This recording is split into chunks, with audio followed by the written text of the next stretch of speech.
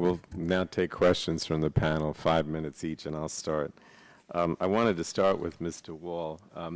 There are many in the industry have called for prevention. Well, I should say a stronger emphasis on prevention. And many feel that we need to share the responsibility for making food safe. The FDA obviously does an important job, but manufacturers must also be responsible for the foods that they make. And one of the ways the draft before us proposes to do this is through a new emphasis on prevention. It requires companies to conduct hazard analysis to identify potential safety risks for the food they handle. It then requires that the facility owner adopt preventive measures to reduce or eliminate these risks. So, Mr. Wall, can you elaborate on how preventive controls, such as those put forth by the bill, will help make food safer? And could you give us some examples of preventive controls and how they might be implemented or applied? Thank you, Chairman Pallone. The systems that are going to be applied in this bill are well tested. We have watched the implementation of what are called HACCP, or Hazard Analysis Critical Control Point systems, in the seafood industry, in the beef and poultry industries, and in the also in fresh juice and several other industries. The problem with the approach that FDA has been taking up until now, and the solution that your bill will bring to the agency, is that they've been trying to apply these systems one by one, industry by industry. And I think what you see here is a unitary view among industry and consumer organizations that these systems are needed across the board. They're developed by the industry, they're driven by the industry, they design the programs, but the government can use them to actually go in and conduct inspections which are much more meaningful than the ones they do today. Well, let me ask each of you. I'll ask Ms. Bailey and then go to the others quickly, if you would respond, whether you support these preventive approaches to food safety. Absolutely. Yes, sir. Okay. Mike? Or yes. Dr. Jones? Yes, sir, we do. All right, great. I mean, obviously, we got a consensus on the preventative approach being a critical part of the bill. I wanted to ask about access to records, though, too. One of the new requirements in the bill references access to records. Section 106 requires that food manufacturers and producers retain records relating to the foods they produce, and upon request, provide these records to the FDA. FDA would, in the event of a foodborne disease outbreak or during an inspection, have access to information on how foods were produced, manufactured, transported, or stored. And I'll initially ask Dr. Jones, can you describe for us how this type of records access would be helpful to the FDA in the event of a foodborne disease outbreak? Well, I mean, I think access to those records are critical in order for them to sort of pinpoint their interventions, but I also think the ability for FDA to share that data with other agencies that assist them in those investigations is critical, and that's been a huge barrier for us. I mean, I've worked on outbreaks where FDA had the names and phone numbers of people that had consumed contaminated product and would not, or thought that they could not share that information with public health departments that are responsible for calling those people and telling them not to eat the stuff. And that's just mind-boggling to me. I mean, I think it's subtle, but there's some addressing that issue in this bill. You want to comment also, Ms. DeWall, on whether you believe that this access to records provision will help protect public health? The access to records provision gives the agency the ability to look at plants. When they visit them, they can look at them as they're operating over time. Today, when an FDA inspector goes into a plant, they just see the four walls of the plant. They may not even get access to any records in that facility. They can look at production practices as they're happening on that day. But with the access to records provision, together with this preventive control system and this written food safety plan, the inspector will be able to go and look back at where the company has faced perhaps challenges in its operation and how they've addressed them. Okay. Thank you. I mean, I don't know if anybody else wanted to address it, but I think that's fine. Thank you. Mr. Deal. Thank you. Mr. Tinsel, I guess I'm going to start with you from the producer side of it. First of all, in a general context, do you see any problem or potential of this legislation creating overlaps with FDA jurisdiction and requirements to do things versus current USDA requirements to do things in our food supply? We don't see any jurisdictional issues in public health in that sense. FDA has the statutory authority now to regulate the fresh produce industry. We do suggest strongly that there be a good coordination with the U.S. Department of Agriculture in education, enforcement. Certainly one of the keys to implementing this bill is going to be an effective structure with FDA working with USDA and state and local agencies in compliance, enforcement, inspections. That needs to be strengthened, but there's not a jurisdictional issue of competing authorities.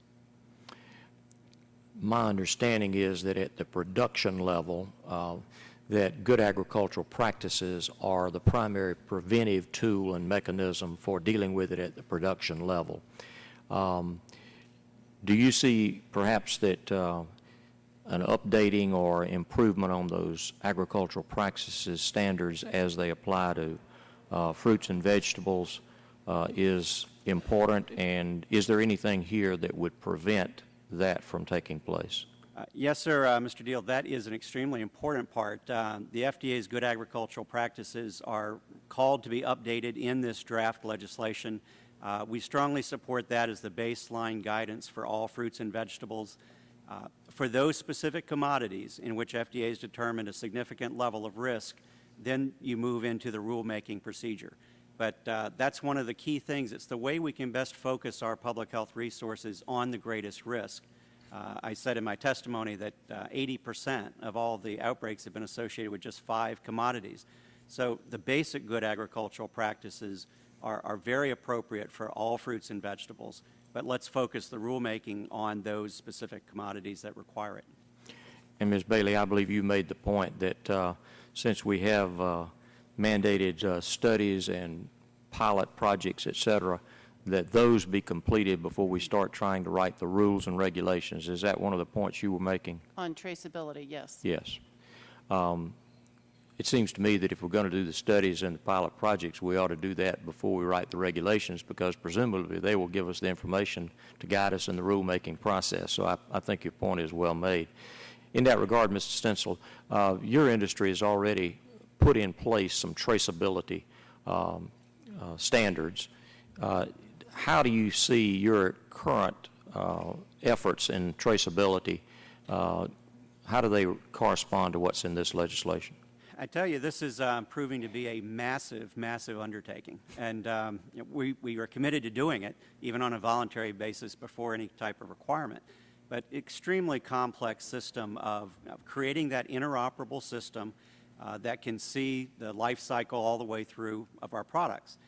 But some of the specific language in this bill, the full pedigree of each product, gives us great cause for concern. Even though we're moving down a path of hundreds of millions of dollars being invested in interoperable traceability systems, we don't think they might meet exactly the terms of this bill.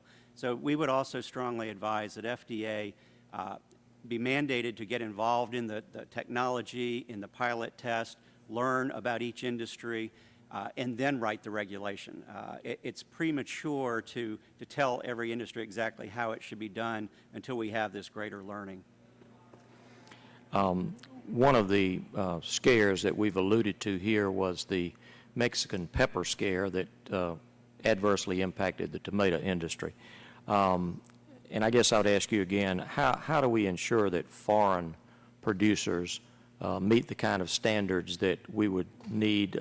Would it require, in your opinion, some kind of foreign producer verification system of some sort? Well, I think the requirements in the import section are appropriate, that importers will now be required to register with FDA, and as part of good importer practices, they will have to assure that their products have been grown in accordance with these standards.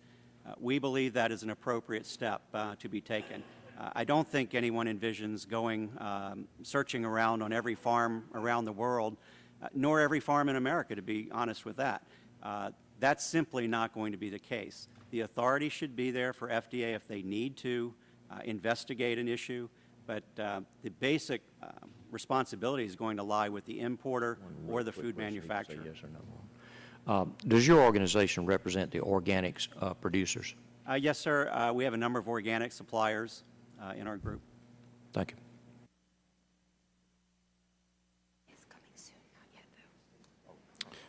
Would you entertain this? I have a statement, and I think we've cleared it with your staff from the Frozen Food Institute to be inserted in the record. Without objection, so ordered. Chairman Dingell? Mr. Chairman, thank you. I'd like to commend the panel for their very helpful testimony, and thank you all. I'd particularly like to address my questions, however, to Ms. Bailey from GMA. I'd like to first begin by welcoming you. I'd like to follow up by thanking you for the cooperative way in which you and GMA have been working with the staff to try and resolve the difficulties which we confront. And I'd like to also express my particular thanks to you for the most helpful way in which you have behaved and the remarkable change that has occurred under your leadership. So I thank you. First of all, am I fair in stating that FDA has been so underfunded that they've not been able to provide the necessary services to protect either the industry or the consumers for a number of years? That's right. And as a result, they have been unable to adequately fulfill their role in ensuring the safety of the nation's food supply. Yes, we would agree. Unfortunately, our reporter doesn't have a nod. You've got to say yes Sorry, or no. I said yes. And if I could give an example, FDA has not been able to update good manufacturing practices since 1986, and that's just one example of something they've not been able to do without adequate resources. Now, that sounds like a very serious matter. Tell us what that means. Well, good manufacturing practices serve the basis.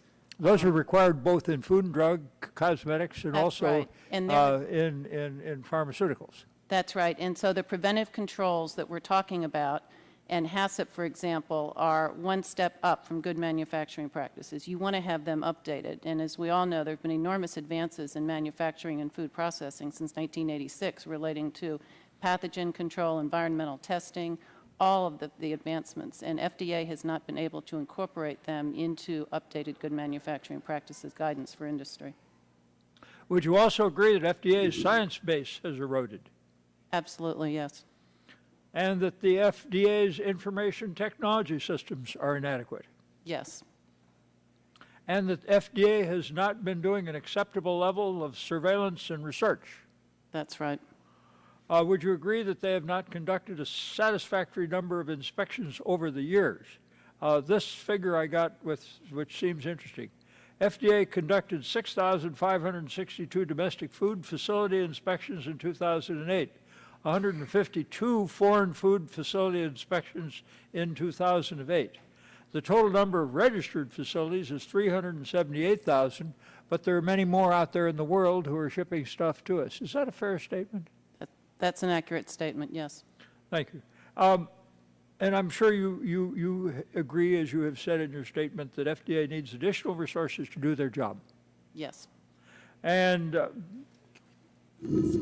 want to commend you very much for the way you've been working with us on the registration and the fee question. And I want you to know that we're going to try very hard to see to it that we come up with something that enables industry to work, prosper, have a satisfactory Food and Drug Administration, one which protects the consumers, but also which doesn't overburden the industry. And we look forward to continuing our efforts on that, and I hope that you will continue to give us those assistances. And again, the reporter has no nod button. Yes. Yes, we look forward to that. I thought that Dr. Hamburg this morning laid a good basis for those discussions going forward. I'm troubled about foreign people who deliver food into the United States.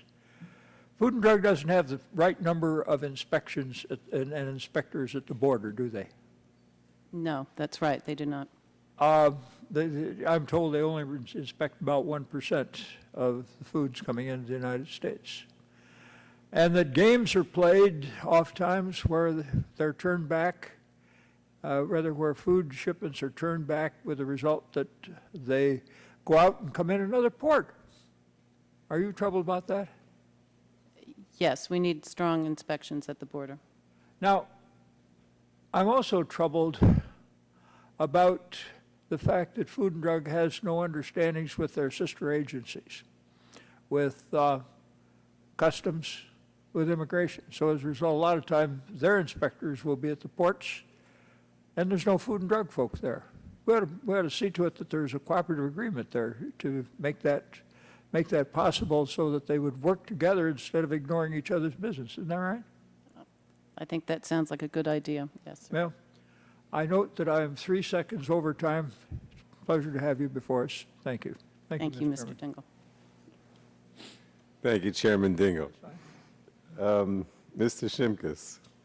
Thank you, Mr. Chairman. I've got a lot of questions. I'm going to try to be quick. You all sat in the first testimony. Can any of you tell me what may cause means? Let's do Ms. Ambrosio. Do you know what may cause means? It's a very vague term. Okay, Ms. Bailey, may cause? I'm not certain, no. Okay. Ms. DeWall. Thank you. The actual subsection says, if the secretary has reason to believe that the use or consumption of or exposure to an article of food may cause adverse health consequences. So the actual standard, sir, is reason to believe. And the may cause is in there, but it really is a standard which is very protective of public health. Thank you. Dr. Jones I agree with those comments. and Mr. Stencil. I believe that it's a much more vague standard than that. And I hope we can work to clean up that language, and I think there's an opportunity to do that. Let me ask this subpoena question again to those who may want to talk about that. There are 3 criteria in Section 311, which I didn't allude to the first. First is any hearing, investigation, and other proceeding respecting a violation of the Act. I think most people agree, subpoena. Any hearing, investigation, or other proceeding to determine if a person is in violation of specific provisions of this Act. I think an average person would say, okay, subpoena these babies. The third one, any other matter relative to the Commissioner's jurisdiction under this Act, the Public Health Service Act, and the Federal Anti-Tampering Act. Any other matter, vague or not? Mr. Ambrosio? It's vague. Thank you. Ms. Bailey? Yes, that, it's vague. Mr. Wall? Actually, these acts are important to protect us against swine flu, against bioterrorism. So in fact, these acts, if you understand the relationship between the Food, Drug, and Cosmetic Act and these other legal statutes, I think the language may be appropriate. But It may be, may not, we'll may not be. go back It may and be. look at it. Okay, thanks. Dr. Jones?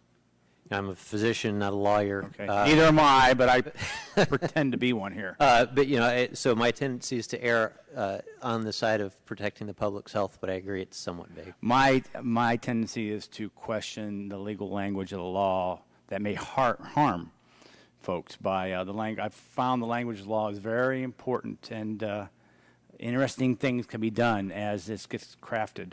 Mr. Stencil? I think it's also quite a general standard, and do suggest it's an area to look at throughout the bill.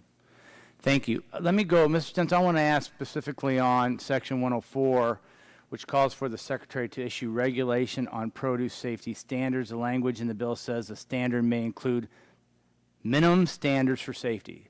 This is a lot of the language stuff that I've been focusing on today.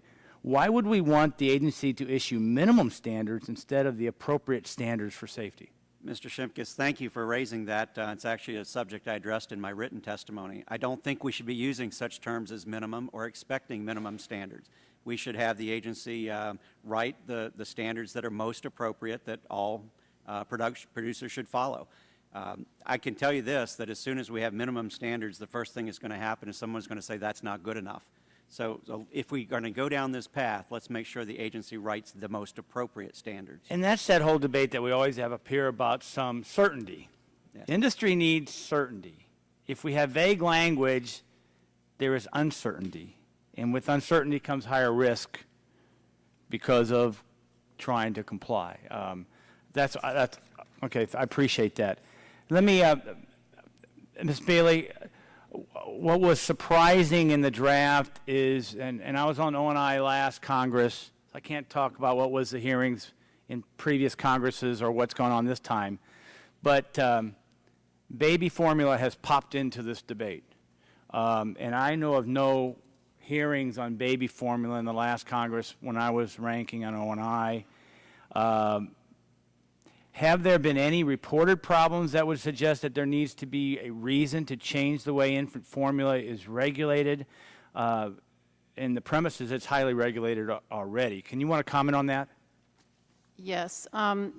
We are not familiar either with the origin of that provision. We noticed it in this draft, and we are, of course, aware of how highly regulated baby formula is. And we are interested in receiving further information. But it obviously is very important, as is the safety of the product and the availability to mothers and children. And thank you, Chairman. My time's expired. I would have gone on with a pilot program. I think that's been discussed a little bit. I know Mr. Ambrosio has some comments, and I think a pilot program might be important, and I yield back. What do you want to do? I don't know. Do you want to ask her? It's Diana's. Ask who? Why don't you go talk to her?